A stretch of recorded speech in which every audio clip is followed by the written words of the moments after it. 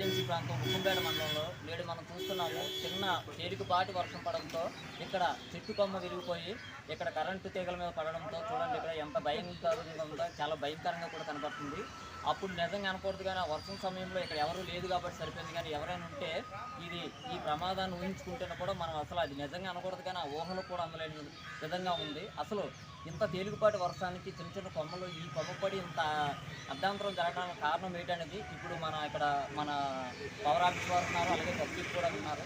Sir, చిన్న వర్షమే పడింది కానీ ఇక్కడ ఈ కొమ్మలు ఇరుచుకోవడం వల్ల ఇలాగైంది. చాలా ప్రమాదకరమే కదా సార్ ఇది. చాలా ప్రమాదకరం ఇది. ఎందుకంటే కొమ్మలు పడుకోవడం వల్ల వైర్లు మీద పట్టుకోవడం వల్ల ఇబ్బంది అయింది. అది చిన్న మనుషులు భయపడడం ప్రమాదం తప్పింది కాదు సార్. ఇప్పుడు మీరంటూ ఏంటంటే మీకంటూ ఈ కొమ్మలు ఇచ్చిన సంబంధం లేదు. మరి సంబంధిత అధికారులకు ఎప్పుడైనా తెలియజేశారు మీరు ఎప్పుడైనా డిపార్ట్మెంట్ ద్వారా? కొమ్మలు అయితే ఉన్నాయి ఇక్కడ, అలా పబ్లిక్ ఉన్నాయి అలాగా. కాకపోతే మరి అధికారులు తెలియదు. మరి కరెంట్ వైర్లు ఇంకోవడం వల్ల జరిగింది. అంటే మీరు అధికారులకు ఎప్పుడైనా తెలియజేశారా?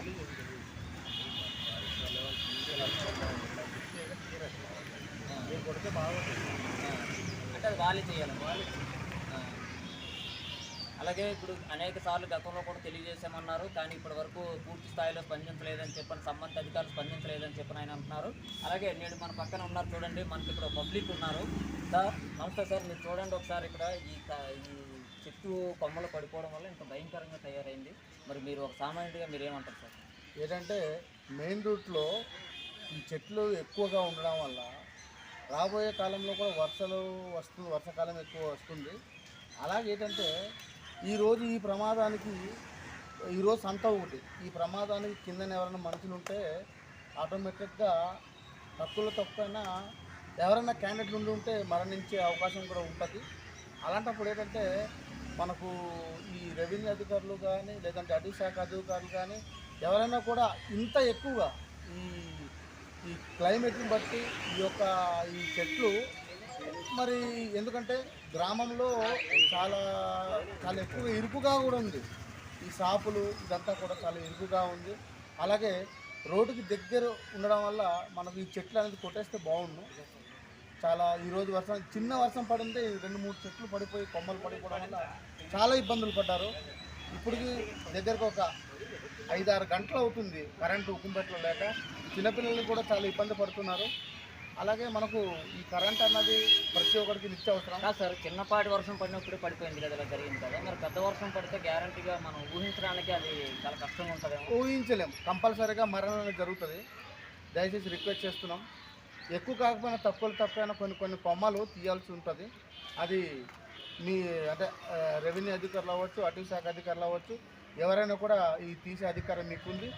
మేము చెప్పడం వరకే పని అంతా మీరు చేసేది మీరే చేయాలి. దయచేసి అధికారులందరూ రిక్వెస్ట్ చేస్తున్నాం. అంటే రోడ్డుకి ఇరువైపులు చెట్లు ఉండడం చాలా ఇరుకుగా ఉంది, వెహికల్స్ వెళ్ళడం కూడా ఇబ్బందిగా ఉంది.